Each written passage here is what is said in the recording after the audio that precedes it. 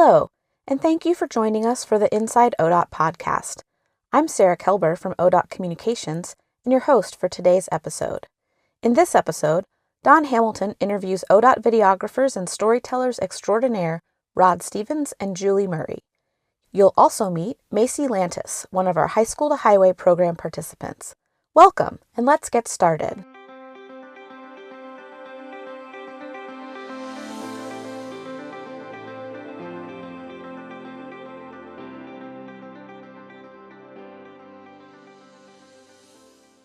I just wanted to start by finding out for both of you, where were you before you came to ODOT? Well, prior to coming to ODOT, I worked at K2 News for 18 years. So I started in 2000, worked until 2018, and then decided needed a change. So I tried dabbling in teaching for a little bit at Fort Vancouver International School and realized really quickly that that was not for me. And so I was a little disillusioned and I started job hunting, and I saw the ODOT job on Indeed and just thought I'd throw my hat in the ringer, and then got a call. When I came for the interview, I was in the elevator riding up with Dave, and he said, just so you know, there's a really good chance you'll get a job today because we not only have one position, we have two. Rod had got the first position and I was up for the second. So that was really a nice surprise to have better odds riding up the elevator to my interview. So similar, over 30 years in TV news, the last almost 24 at KGW in Portland. Same as Julie, as a news photographer, camera person, whatever you want to call that job. We've both been at ODOT 6 years now. Can't believe it's been 6 years. It doesn't seem like it's been that long. Before I did TV news, I interned at ODOT in the photo video department. And so to me, this is full circle for me to come back to ODOT.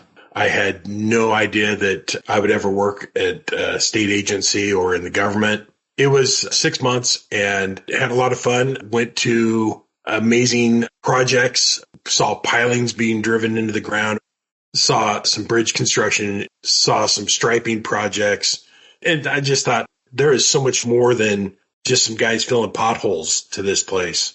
Kind of kept that in the back of my head all those years. And then when I saw that there was an opening at ODOT, I thought, I might want to go back there. And yeah, like Julie said, it was on that day we had a panel interview and there were just a few of us left. And they said, we actually have two openings now instead of just the one. So I thought this could happen, and it did. And it's been great. Tell us about the most exciting day that you've had so far at ODOT. There's a couple, but I really think that first blast at the Mitchell Point Tunnel really was exciting just because I love the gorge so much. And I knew how much work went into that first blast, because started out talking to engineers about the core samples and core work and all the environmental work that went around that location was culminating in that first blast. It was finally happening after all that work for years studying that rock. And to see it finally start was really exciting. And it was just really cool to see and know that tunnel was starting. So that was one. I think seeing so much of the stuff with the bridges and watching work on bridges and how they maneuver the equipment around bridges is really exciting. Anything with fires and those guys that rappel up the hillside to clear logs. I mean, there just is so much exciting stuff happening that you don't realize is part of ODOT, but it is. There's also cool things just with all the technology across ODOT. Like in a week, I'm going to be going out test riding with somebody that operates what's called a lane blade. And it's a pilot project that it's an attachment that sits on the front of the vehicle and actually grabs items off the road and holds them and moves them to the side so we don't have to stop traffic or impede traffic. So seeing that technology happen is pretty cool. So those are some of the things that come to mind. How about you, Rod? I've been trying to think about my most exciting day. I've actually had several. I mean, I think that our jobs are unique, that we get to sample a lot of different careers that are in ODOT. And I just feel really lucky, really blessed that I have a job that allows me to go and spend some time and talk to these people. A big part of our job is flying a drone. And so We have drones and in many different aspects throughout the agency, but Julie and I are kind of unique that we take the pretty pictures. We also cover things where we've got a closed road and we can't let anybody in because it's dangerous. Well, we can take the drone in there and we can fly that. And I know Julie flew a mudslide a while back, a couple of years ago that it was just too dangerous. It covered the freeway and it was bad. And the drone allowed us to get shots of that and explain to the public why you can't go in there. I've been given special authorization from the FAA to fly in some of the fires, not when they have air operations going on, but there are other hours where they're down, where they're doing briefings or whatever. And they'll let me fly for a half an hour or something, and I'll fly over the devastation. And it's hard to see that without getting that bird's eye view. I wanted to ask you about the drone, about how the drone work that both of you have been doing, how it's changed what we do at ODOT. You're kind of getting toward that, Rod. Can you talk a little bit more about that? Yeah, well, I don't want it to sound corny, but I do take the public servant part of my job pretty serious. I try to be thrifty. I know these are taxpayer dollars. I mean, I'm a taxpayer too, but I know that this comes out of the taxpayers' money. And a few years ago, one of the managers said that just by flying the drone, we were saving 1.5 times our salaries just in a year by flying a drone versus all the helicopter time that we used to spend. I mean, a helicopter can still do some things that we can't do with a drone, but the drone is getting more equipped and into more situations. You still can't fly in the rain. I mean, you can fly when it's sprinkling, but you can't fly in the rain. You can fly in the rain in a helicopter. But the drone has just opened up so many things for us. And I've flown through tunnels. I mean, we haven't shut down at the time, but I've flown all the way through a tunnel. Like Julie was saying, during the fires or aftermath of the fires, the cleanup, they had some log jams and they set charges up there. Well, there's no way you can be up there. It'd be dangerous. I flew the drone up to where they blasted these logs on the side of the hill, and they were shooting boulders 100 yards in every direction. So the drone has allowed us to get into areas that wouldn't be safe to be there in person, and flying under a bridge while they're doing the inspections, or the deserts and the mountains and the snow and the fires. It's another perspective that we're getting from the drones that maybe we're just not used to. So while I was working in news, I really loved the aerial photography and I did it a lot. I always thought about drone work, but I just really didn't think at my age at the time that that's something I would get into. And coming to ODOT, Rod held my hand through the process of getting my license. I was encouraged. They helped me take the test. So it was like kind of giving me a new skill set coming to the agency that I always thought about, but didn't have the support and help to actually do it. So getting my license was really exciting. I'm not a real daredevil pilot, that kind of thing. And I feel sometimes I'm very cautious, but I really like how the photography with the drone complements our work. And it's just visually so stunning to see stuff from the air. And most people, when they see a bridge or they see a road from a drone, it just looks incredible. And I constantly am holding the controller over to show people who are just shocked at how beautiful it is or how cool it is to see from that vantage. So I feel really lucky again that I was given that opportunity to get my license. And I have a good mentor in Rod. It's not always the easiest thing for me. It doesn't come as natural as it does for him. But I really, really enjoy the content that it gives us. Do you have recurring duties, regular duties all the time, or are you just always on call and always going all over the place? What are your jobs like in that regard? I feel like things are, mirrors a little bit the news photographer side where things are really, really fluid. We have weeks where we're totally swamped, other weeks that are a little bit slower and we're more focused on editing. We really have to be in our position kind of self-motivated because there are some times where there might not necessarily be something lined up to shoot, but there's so much stuff going on in the agency. I try to check in with a lot of people I know and kind of enterprise a lot of stories, like the lane blade. That was something I saw on a legislative tour. I was like, you know what? A lot of people would like to hear about that. So then you kind of have to make inroads and find out who to contact, who's driving it, who's using it. Will they give me an opportunity to get some video and pictures of it in action? We're constantly looking for stories that people would enjoy across the agency. So even if you don't have a shoot lined up, you're digging and looking for things that will complement the work happening around the state. Even if I don't have something fresh that I've shot, I'm taking a look at footage and seeing how we can use it or how we archive it and save it.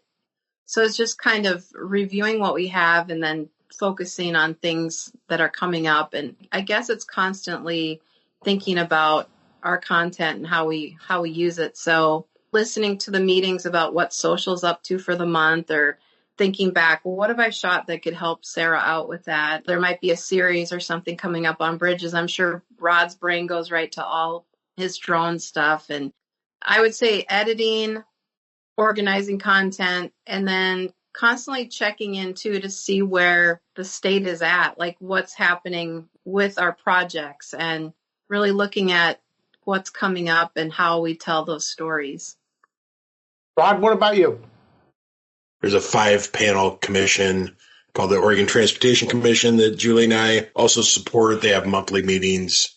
We will run the cameras in those meetings along with producing any videos that they might want to play during the meetings.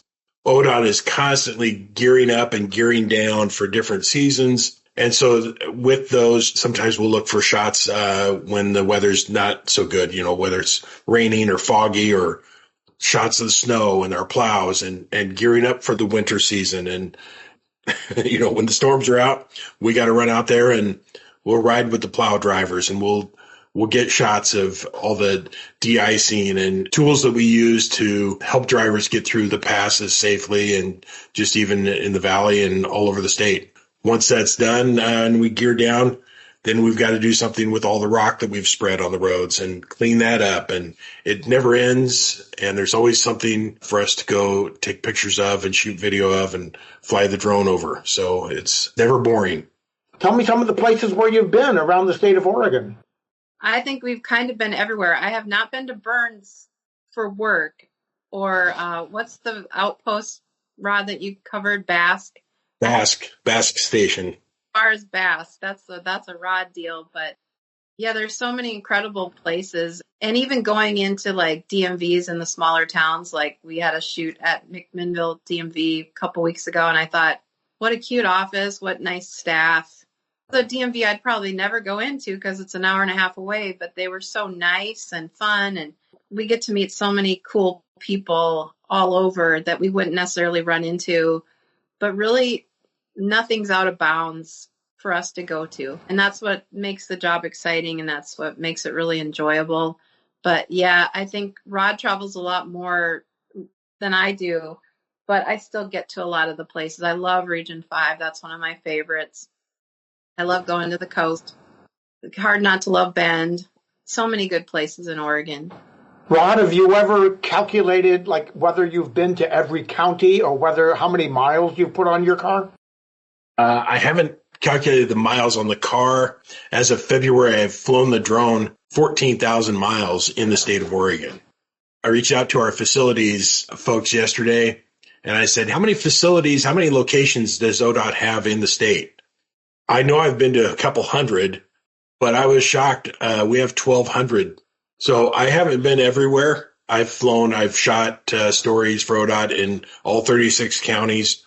I think we have a little over 400 highways that ODOT manages in the state, whether it's a state highway, interstates, or county roads that we maintain. I have about 20 left to fly the drone on for projects. So I've driven on every highway in the state, but I have 20 left that I need to fly on, and then I will have flown on all the highways also.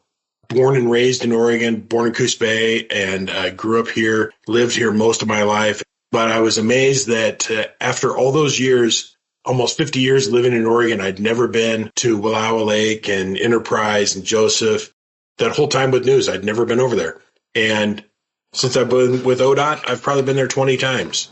So I really feel so lucky, so blessed that I have the job that allows Julie and I to go out and capture those, but we also get to experience the beauty of our state.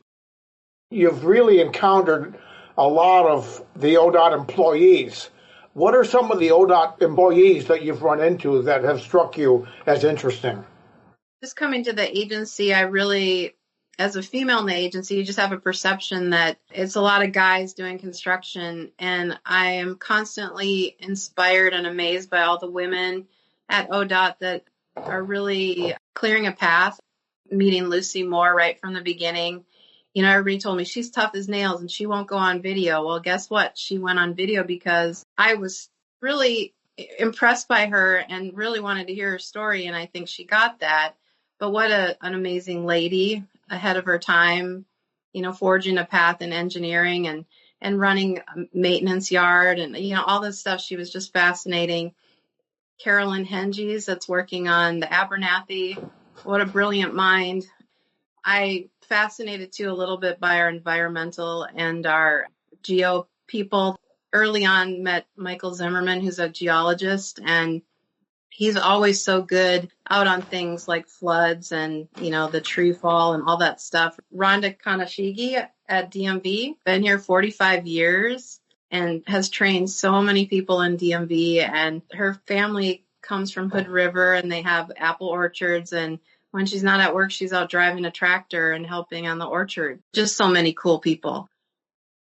We have a great gal that is in charge of payroll for ODOT. And she is so excited to go to work every day. And because of that, when I was trying to coach my daughter into different careers, I said, you should meet Amber Bending. She's excited to go to work every day. She's an accountant and she loves the thrill of putting a bow around it and tying it all up and making things fit where they're supposed to go. And that's her charge in life. She's like, I'm going to do this. And she has a great team and she just has a smile on her face. Every time I see her, she is always smiling. She just loves what she does. You know, folks in the office that are excited to go to work every day. Not just that, but we have these maintenance specialists, transportation maintenance specialists. And I have yet to meet one that doesn't like their job. It's something different every day. And they just said, just bring me the challenge. Because me and my team, we're going to take this on we'll get it cleared. We'll fix it. We'll make it better. They really take ownership of the roads and they just want people to be safe and whatever they can do to get the roads in that shape, that's what they want to do. I've done stories on this, talking to not just our folks, but people on both sides, whether it's conservationists or the hunters. And I've talked to all these people and nobody wants to see roadkill. Nobody wants to hit an animal, a deer or an elk or anything while they're driving. Nobody. And so how can we make that better? How can we keep the wildlife safe? How can we keep drivers safe from hitting something? I can get behind that. We want safe roads and we want people to be safe. So it's something that benefits everybody. And we have these incident respond drivers. Talk about living on the edge. They are dispatched. They might be in Salem and they have to get to Newburgh to deal with a car accident or some kind of problem on the roads. And they go, they get there, they assess, they take charge in just an instant. They're not waiting around trying to figure out how to do something. They're hands-on and they get it done. Let's get this cleared up, do what we need to do, and then let's get the road going again. When people say, oh, those people, they just shut down the roads and they don't care that we sit here. That's not the case. They really want traffic moving. They are the ones that are really helping out the public hands-on. Yeah. And one last one that I just thought of. A few years ago, I did a story on a machinist over in Bend in our Region 4. And he was a sculptor. He did that for a few years, had worked in his dad's machine shop when he was a kid, and then came back to that line of work. And for him, as an artist, yet as a machinist, he takes pride in, even though something has to be micrometers exact that he's building, that's his creative outlet, is building these components that we need. Some of the equipment we have, they don't make those plows anymore. They don't make those parts for the plows, whatever it is. And so this machinist will make that part that's obsolete and he'll make it better than it was. He showed me the tolerance. The tolerance is better now than the original. And because we've got this newer material, and that's his creative outlet. There are just so many different jobs, things that I never knew existed before I got to the agency. And other people with a level of expertise that they had before they came to ODOT. Julie, have you run into people? Even the veterans, how transferable their skill sets are and what they learned, with organization and data and mapping and all sorts of stuff, how that transfers. That's pretty fascinating part of the agency too. I thought leaving news and going to a different job, I'd never have that adrenaline, that excitement. And I got to say the last 6 years at ODOT have been more exciting, more compelling, almost better storytelling than I had 30 years of news. I mean, I really mean that. It's a very interesting place to work and learn and see the things happening in the state. It's just, there's so many careers, skills, fascinating people, and just exciting infrastructure happening. It's a very cool job. We're really, really lucky. Rod, you concur?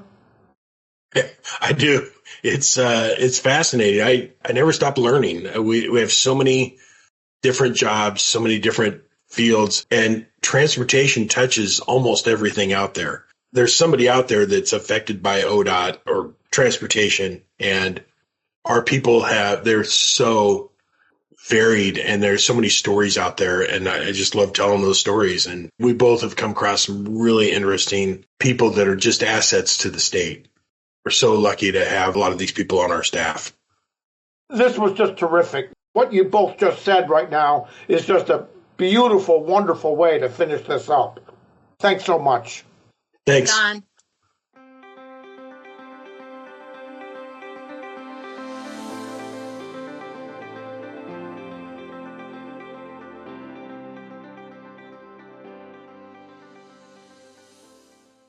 This month, Julie Murray interviewed 20-year-old high school to highway recruit Maecie Lantis. Based out of her hometown of Pendleton, Maecie shares what she's learned from the program and what it's like to be the only young woman on her team. I'm 19. I'll be 20 in 2 weeks. I grew up in Pendleton, and when COVID hit, we moved to Condon. And part of the reason why we moved is because my dad, he worked at the Union Pacific Railroad for 18 years, and they did a huge layoff where they laid off over hundreds of guys, and he was in that layoff. And so he got a seasonal position with Meacham's crew, and then a full-time position came open in Condon. He took that job when COVID hit, and so we moved there because he was working with ODOT there. After high school, I moved back to Pendleton to go to college, and I said, I don't want to go to college. And I joined the National Guard, went to basic for 6 months, came home, needed a job. So after 2 months of being home and not working, I applied for here. Talked to my dad about it and getting my CDL and set me up for life with it all. You have to get your permits first. You have to study a lot to do the test. I think the hardest thing for me was getting the pre-trip down. And what helped me is just rewriting everything over and over and over again. And then just having a good trainer who's patient and who can work with you. It was hard for me, at least, because I've never drove a manual car, manual nothing. I've never pulled a trailer before until I started working here. First thing we did was crack sealing. We take epoxy, which is like the clear liquid, and we mix it with sand and pour it into the holes and let it sit and seal. And I think that's what I like doing the most. Yeah. Other than that, we've just been driving, waiting for weather. I'm in a male-dominant MOS with the military, too. I'm a 19 kilo. I'm a combat job. I'm a tanker. And so there's only 3 females out of my whole company. It's very male-dominant. You just kind of take everything with a grain of salt. I will say that in this job, it is way easier to work with guys. But I'm not the only female. I think I do have my fair share of I'm the youngest one on the crew. And I think there's a fair share of I'm still a child. And I understand it. A lot of them are like my dad's age. And so it's kind of funny. I tell him I'm a pre-adult because I'm not 20 yet. And so it's just kind of being tough and just pushing yourself and showing them that I can do the same stuff that they can do and working just as hard as they could and just listening and being willing to learn and being teachable. I have no clue where life's going to take me in a couple years. I have a 6-year contract with the National Guard, and I wouldn't switch state guards. I would stay in Oregon. I have a really great company. I think my year will be up during August, but kind of just get on with another crew around here or stay on here when my year's up. I would like to continue doing it. You have been listening to the Oregon Department of Transportation's Inside ODOT podcast. If you'd like to learn more about these topics or read this month's news stories, you can find links on our show notes page. If you have story suggestions or any feedback for us, hit us up at the Inside ODOT mailbox. Until then, I'm Sarah Kelber. Safe travels, everyone.